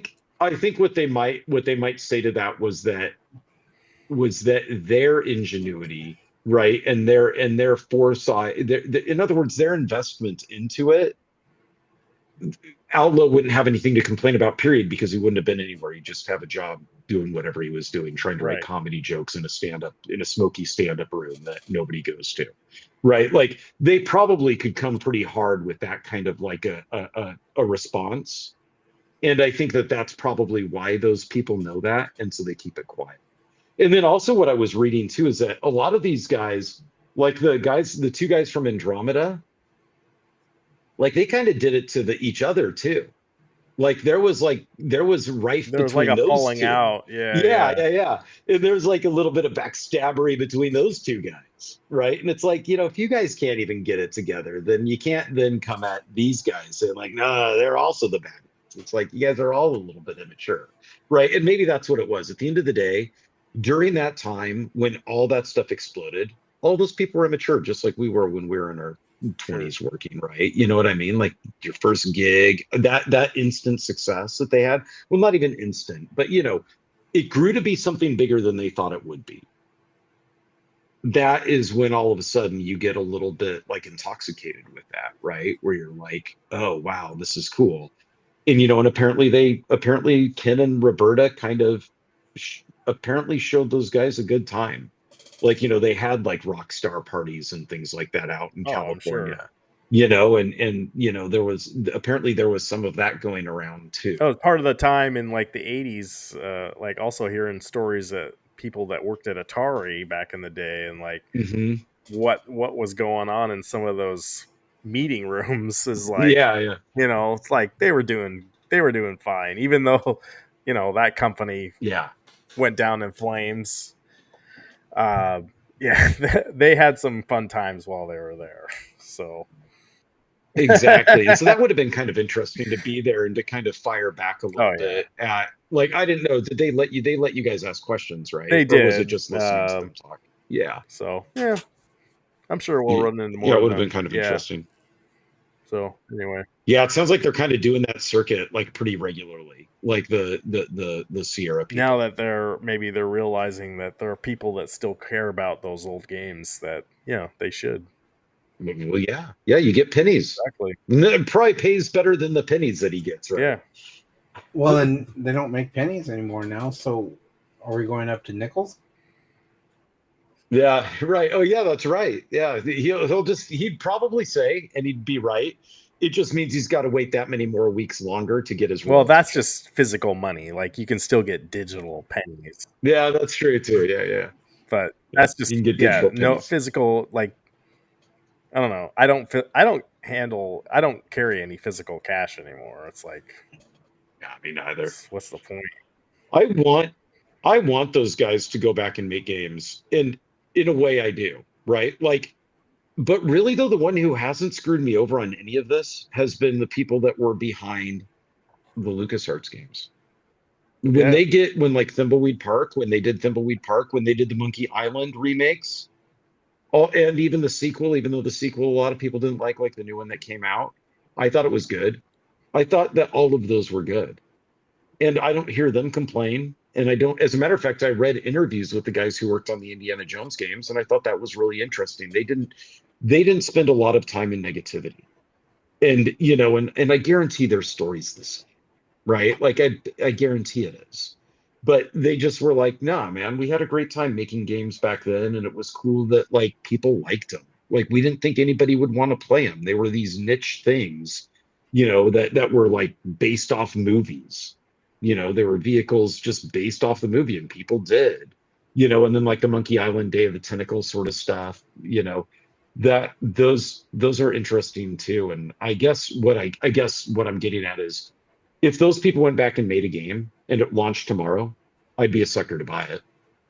Like no reviews, nothing. I would just buy it. Agreed. And just give it a try. I think right? it's definitely low hanging fruit that these companies that have the rights to some of these old games, if they want to do a sequel or something, like we would be totally up for that. But now, just for the nostalgia grab, at least. But now where the money is like Fortnite and Battle Pass, and that's where video games is right now, unfortunately. So. But in 20 years, those people will be sitting around longing for them to release Fortnite again. Yeah. So that you know what I mean? Like the conversation will be the and we'll have the developers on there saying they didn't get paid enough for. They only saw a fraction of a penny for every microtransaction and needed to see even more. I did this amazing work in Fortnite. I added Homer Simpson to the game, but you know what? I didn't. I added a feather in the hat. I got shit on for it. So nobody would have had googly eyes in Fortnite if it wasn't for me one day at coffee thinking, you know what I need to add to Fortnite? Googly eyes. And those things sold more than any other microtransaction. Yeah, it's going to be the same sort of thing. Exactly. Well, same story. That's whoever the guy was like that figured out how to code for the horse armor in Elder Scrolls. Oblivion. Yeah. Man, that guy has no idea how much. Every microtransaction after owes him a fraction of a cent, right? He's kicking himself. I guess to bring it back to the Thanksgiving thing, those people should be thankful. And that's really all there is to it, right? And like I was saying earlier about just even my ability to game and all that stuff, like every day is a gift in that way for anybody, for any of us, right? And when you think about it from a game developer standpoint, to be in on the ground floor, or at least on like kind of a revolution of computer gaming, because that's what it was back then, which then led into a complete transition of the way that arcade games were even seen in what we have today. Like, be thankful for that. And I'm not saying that they're not, but when I do read the interviews with them, it seems like it's mainly, sour grapes and anger, and not a lot of like acknowledgement that what they did was cool. And like that's what they should do. Like Al Lowe should say, wow, this guy came up to me and said thank you. That's insane, because all I did was tell some dirty jokes in the wrapper of a video game. And that's crazy that people still want to say thanks to me. Right? Like that should be I don't want to put it out there that all Al Lowe is saying is negative. I mean, go watch that video on my channel. Well, I've read his interviews. I'm putting it out there that it's not that it's all that he says, but there's a lot of it, right? Like there's also a lot of clickbaity articles too, where just negativity. Yeah, people click on the negative articles. What was that article last week? Oh boy, about the Funko Pops. Like someone wrote that article that Funko is going out of business. Like, geez, that's, I don't know. We still haven't seen anything official about that, but that is a clickbaity article. Yeah, they just talked about how much debt there was with their most recent stockholders. But it's like, I don't know. I have a feeling Funko is going to be here next year. So, it's just kind of that kind of stuff. No, but going back to being thankful. Everyone needs to. Thanksgiving is a great time to do self-reflection and then tell your loved ones and tell that your your friends and colleagues how much I appreciate them, and like I appreciate you guys, and this is a fun time, and nothing lasts forever Yeah. for sure. So Yeah, I mean, and without us, what would you be doing? You'd be even if talking to yourself. and I know even if our chat fell asleep. No, if Ryan wasn't talking to us right now, he would be responding to each and every comment on his No, YouTube channel to increase the views. By name. That is Yes, Frogman32. I agree. Yeah. Thank you for the comment, Princess Peach 89. I also like Donkey Kong Country. Is that how your comments go? It was. Oh God! Maybe I should just I even guess pull it's it up. It was. I, It got to I the point also where have. I have the best viewers on streamboo.com. Compassionate ball. Yeah. I mean, yeah, you just got to remove the space. That's the only bit of negativity I'll have on my friends at streamboo.com is that I just always have to remember to remove the space. Yeah. But no, that's the reality. Like, is that, and I think about that as I try to remind myself of that as much as possible when like I'm down in the dumps about work or I'm frustrated with something that all of that. And I've got a friend who gets angry when I say that, like, I'm lucky to have a job or whatnot, right? Like, it's like, he gets more like, no, they're lucky to have you. And it's like, well, yes, I'm not saying that it needs to go both ways, but I can acknowledge where my fortune lies, right? And that's kind of a little bit of the important side of being thankful in a way for what we have, right? Like, just in general, like we live in a time that's amazing when it comes to video games, entertainment, just communication. Like, we lost power last night. I didn't even mention that. We lost power for like 8 hours last night, right? And it sucks because I'm a musician, so doing it to myself, I've given myself, tinnitus, and I've got like not horrible, but I have ringing in my ears. So in order for me to sleep, I need white noise, right? Like I have a fan blowing, a box fan that's just kind of a thing that, helps to drown out the E. That's my own doing, right? And I'm not complaining about it, it just is. So when we lose the power, I'm up.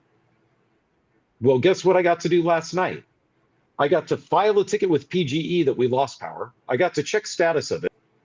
I got to plug my phone into a power brick so that I could sit there and I could play Hearthstone while waiting for the power to turn back on. That's amazing to me. And listen to sports radio while I was doing it. So boy, losing power was so hard, right? Like, I mean, it's crazy to me, like how amazing. Hey, I also want to say, like just even to that point, I want to say I'm thankful to Restream. Like they have emojis back in the comments again. See, did they take them away? It hasn't been working for like the past month or so, but now see J-Rod put the sleeping emoji in there. It's in there. Yeah, they've we're moving up in the world. They made some changes to Restream this week because the last couple weeks it's been kind of it's been pretty glitchy. But I'd seen they put that the host can now control our mics and videos. Oh yeah, with the snake. So if he wants to shut us down, I can turn off your name. Undo. Well, and there's also this like down the bottom bar is different for us as well, right? Like the private chat's been moved. Mine looks on my end that's the same.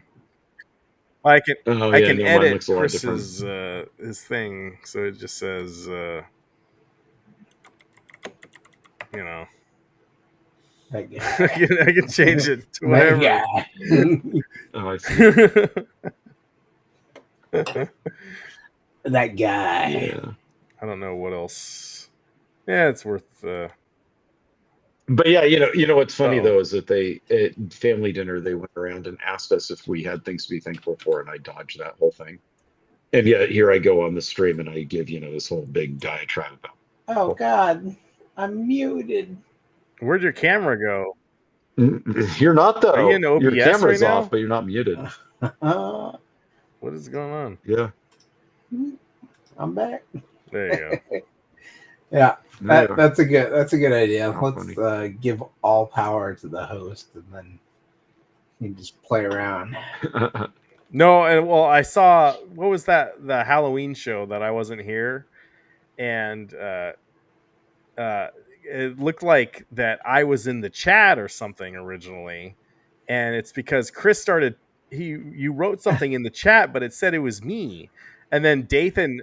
I started watching it and it's like, Oh, well, Ryan's in the chat. I don't know, he's a lurker or something. He said something like that. And like, no, it was just yeah. That's right. it Because was it didn't look Chris, like and you. he That's wrote right. something in the chat and it said my name. And I'm like, I wasn't even there. Yeah, I think it was because I thought that you were. I was trying to. You were too afraid to lose. Yeah. No, lose I control. think I was trying to chat through Restream, and it was still because it's his account, so it registered as him chatting. But like now if you did it. So it what did you would guys say have? your name. What did you guys have for Thanksgiving dinner, and what is the best part of Thanksgiving dinner, and what's the worst? So we had turkey, ham, mashed potatoes, mac and cheese.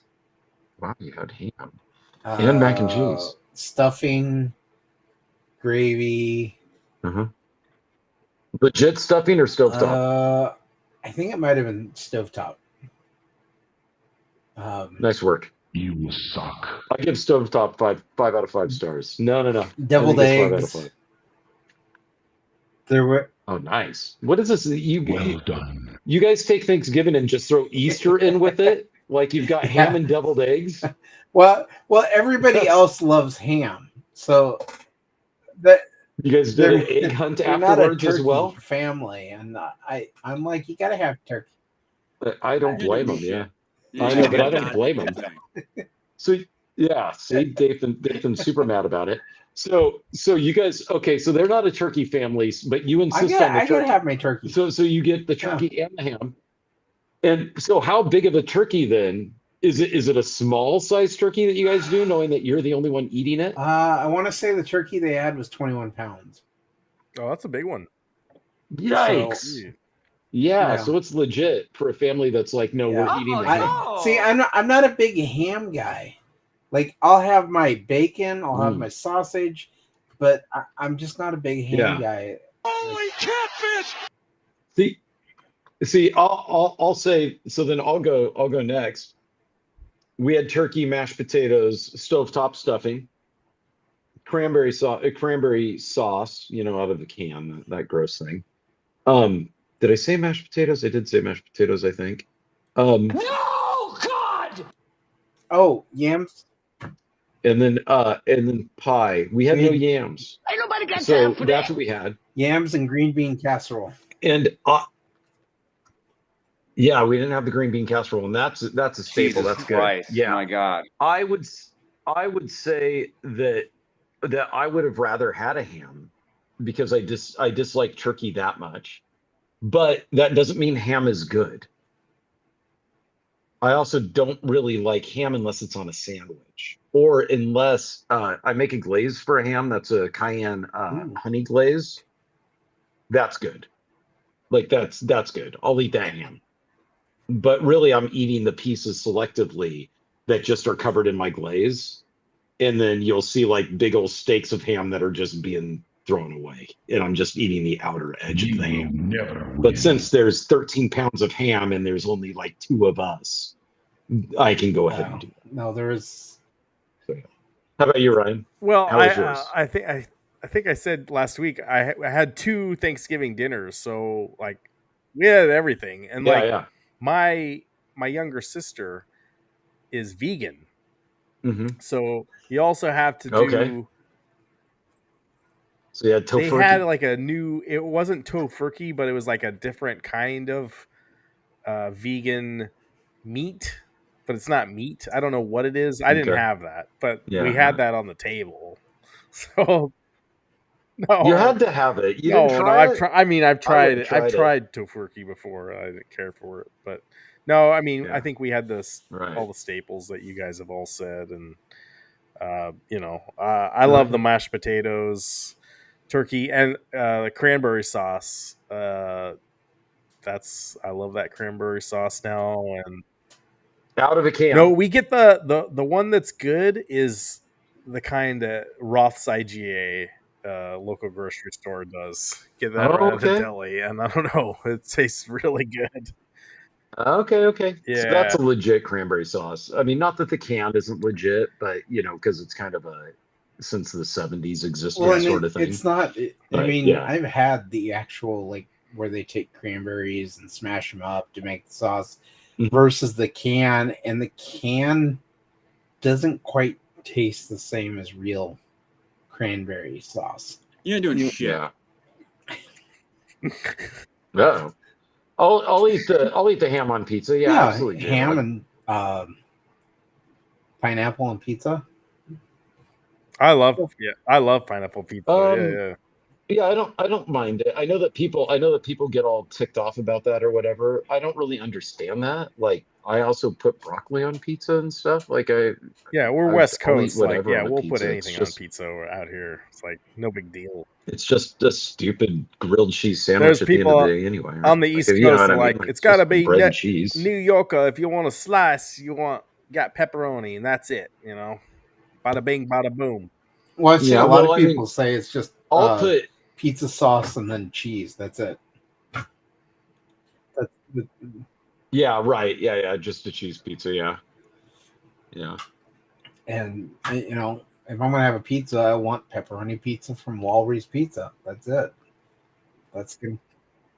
Interesting. I mean that type of pizzeria pizza definitely is a staple from childhood. Yeah. If I ever go to another state and try at a pizza place that people are like, "Oh, if you want pizza, this is the place to go," and it somehow alters my life in a way that's just profound, then maybe I'll change my opinion. But right now, it's pepperoni pizza from Walry's. That's the best there is. So when you went to Canada, you weren't impressed with Tim Hortons then? No, they just their sardine pizza just wasn't all that good. Yeah, that's pretty nuts. No, if you go up to Canada and you ask for the Canadian bacon pizza, they don't call it Canadian bacon pizza in Canada. They call it ham pizza. I think that's interesting. Interesting. Yeah, that makes Canadian sense. bacon and pineapple? Like, no, we have ham pizza. You want ham pizza and pineapple? Sure, go for it. It's almost 2 hours. It's been a good show, talking about a lot of deep topics tonight. I appreciate you guys. And J-Rod, I think, is the only one that's still awake with us. But did we lose Travis? 10 people are in the chat, so I appreciate you guys. And next week, I think we're going to talk about Metroid 4. And maybe we'll get Dathan and Eric back. So it should be good. A lot of gaming stuff is coming out in December. We're going to touch on that and the Marvel beat 'em up game, Chris, is coming out also next week, I believe. Well, it's coming out December 1st, so it's only like 3 days away. Marvel Cosmic Invasion. Cosmic Invasion, right? So I'm definitely getting that. And then I believe December 12th is Terminator 2. That's if they've got those physical game cartridges put together. Yeah, well, we'll see if it's getting pretty close to ship date if they don't have them yet. So there's those three, and I'm trying to remember if there was something else, but I think those were the main three that I wanted to buy. So, and then I believe sometime December 11th is the Game Awards, so we can talk about that next month. That's all right. I got cut. I'm back though.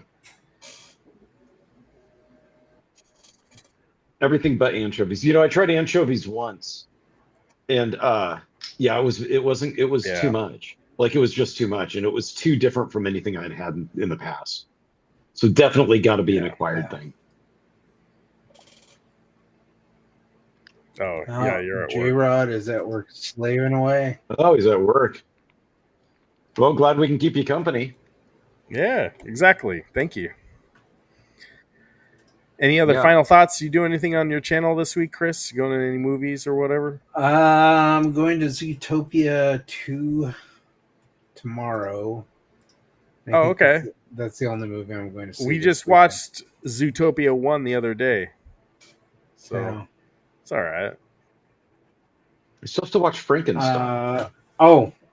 Netflix? I haven't seen it yet. It's pretty good. Yeah. Yeah. It's long though, right? Like long and slow. Yeah, it was like 2.5 hours long, I believe. Have you guys watched Stranger Things 5 yet? No. I need to do that. No, I quit after season 2. When I saw the Or, comments like, from the season 2. show creator saying that you need to watch like 5 episodes from season 4 in order to understand what's going on with like. You didn't watch season 4? I watched season 4 back when it came out 20 years ago.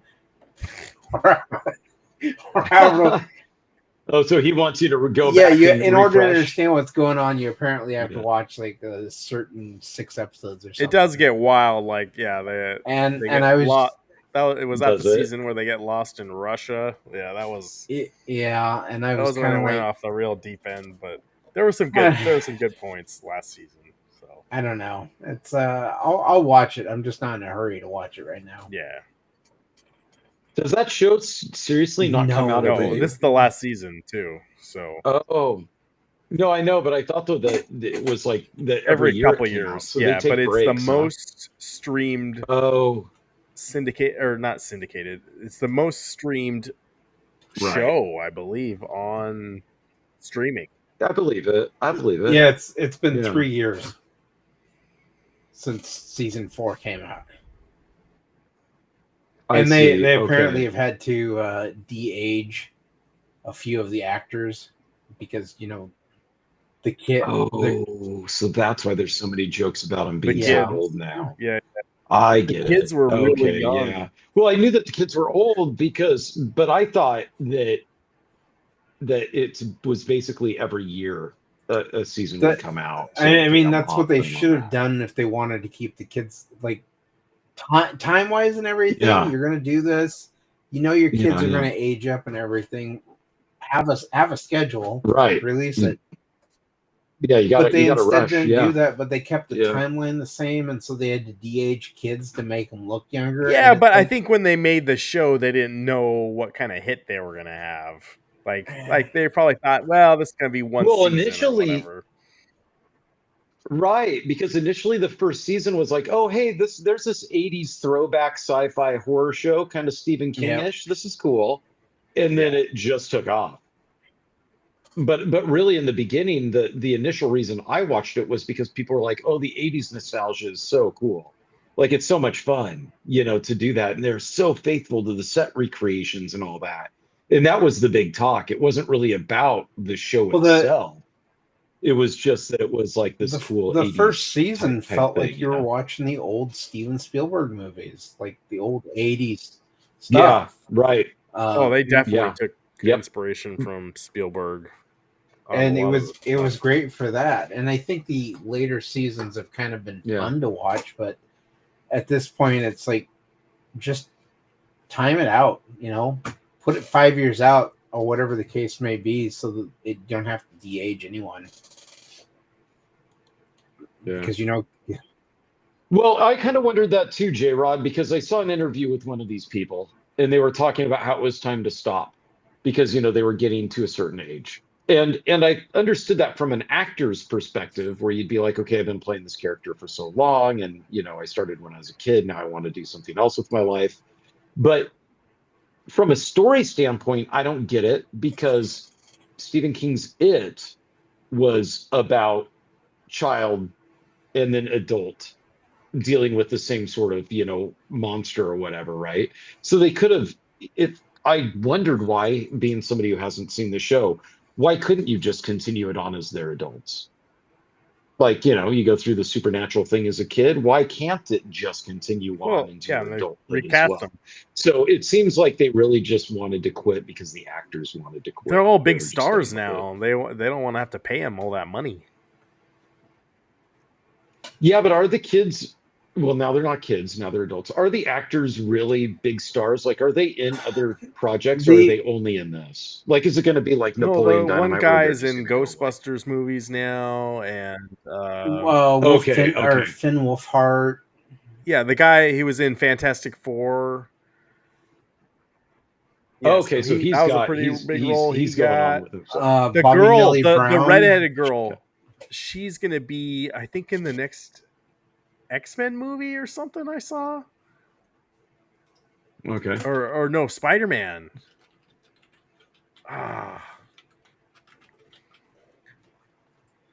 Hey. And then David Harbour has gone on to be Happy Black Friday, man. The Russian guy from he's gone on to be the he's star in a of lot Messy of stuff. Divorce, it sounds Yeah, he was in Thunderbolts. Yes. Yeah. Which I still haven't seen, and everyone says is like the best Marvel movie since Peanut Butter and Jelly, but I have not seen it yet. Red Guardian. The Red Guardian. Yeah, and then he did the Hellboy reboot. He did the Bad Santa reboot, or yeah, whatever. he did the Hellboy reboot. Yeah. And I realized, so I watched the newest Hellboy, The Crooked Man, last night, and I've never read the comics. So my entire Hellboy knowledge comes from Guillermo del Toro's Hellboy. And so watching both the David Harbour and then the Hellboy Crooked Man movie, I was like, man, these feel way off from the character. But apparently Hellboy the Crooked Man is the closest one to the comics. And I'm like, oh, really? The character himself is like, he's pretty serious. He doesn't make a lot of quippy jokes. And so I was like, you know, my knowledge of the character is just, it's all ingrained in the Guillermo del Toro movies. And so that's the Hellboy that I know, because I've never read the comics. So I don't know what the character is actually supposed to be like.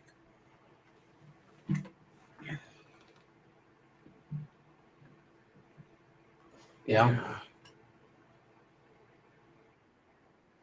Yeah, I mean, J-Rod, that's the unfortunate aspect of I mean, I guess it's the unfortunate aspect. I mean, again, it's fortunate that you'll you at least be able to show up at these conventions that Dathan always goes to, and right. That's that they'll go on the convention circuit. It's like the state fair for Asian rock bands. But yeah, the thing with it is though, is that I think that what happens is, since they're in the series, it's so difficult because you're in everybody's living room, you know, for X amount of time, that it's hard not to be typecast. Like, it's just hard. And I don't think that they're bad actors, but they're also not good enough, a lot of them that are in these types of movies, to then take different roles that make you forget that they were this person that was in your living room all the time. Right? That, like, Tom Hanks is, I think I said that last podcast, Tom Hanks is like got this amazing ability to where he can play characters and you forget it's Tom Hanks. Like, when you're watching it. And really the role that knocked that in for me was The Road to Perdition.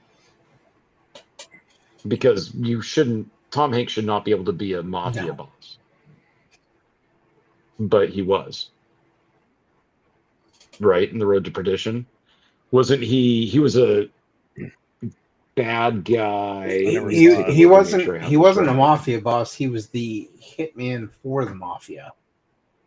The hitman. Sorry. He should not be able to be a hitman for a mafia, like in the mafia. Tom Hanks, that's a stretch of a role. Yeah, but he nailed it. And I think he was trying to leave to take his son out of that lifestyle. Yeah. In the movie, yeah. Right. Yeah. And that to me, like, when I watched that movie, that's where I was like, I completely forgot I was watching Tom Hanks. Right? Like, he does that. He's good. He's a good enough actor that you forget you're watching Tom Hanks, and you've seen him in a million things, right? And that's, to me, I think that a lot of these, that's a sign of a really, really good actor. But and I think that the problem is that these kids, since the kids especially, since they're so in your living room and you watch them for so many years, it's hard to get another role because you just see them as that. But even when you look at like John Heater of the Napoleon Dynamite thing, he was so iconic in that movie, and that movie got so viral and so like all over the place, where it was in Spencer's Gifts and all over the place, right? Like little shirts and everything. You couldn't see him in any other role because he got a few other movies after that, but you're like, They oh, were it's just never as Napoleon big. Dynamite. And he kind of unfortunately can't stop looking like him and sounding like him. So it's like you just can't, he's not, I don't mean any offense, but he's not a strong enough actor to where you just forget, like, oh, that's not him, right? When I saw him in those movies, I was like, oh yeah, that's that guy from Napoleon Dynamite, like every time. Yeah, I think Napoleon Dynamite made him so big that studios So were big. like, oh, Yeah. if we put him in anything right now, it's going to make money, because he was in movies with Will Ferrell. He was in there was that Benchwarmers movie with Was he in Benchwarmers? He was in the one with Will Ferrell, but I had only seen clips of it, and it was just that it was too much him. Keyboard Chris, that keyboard's getting a workout today. Yeah, he was in Benchwarmers with Adam Yeah. Sandler. Okay. Because he's on the cover, he has a bicycle helmet on. But yeah, he's it's one of those where I think he was, just because of Napoleon Dynamite, studios were like, he's going to bring in so many.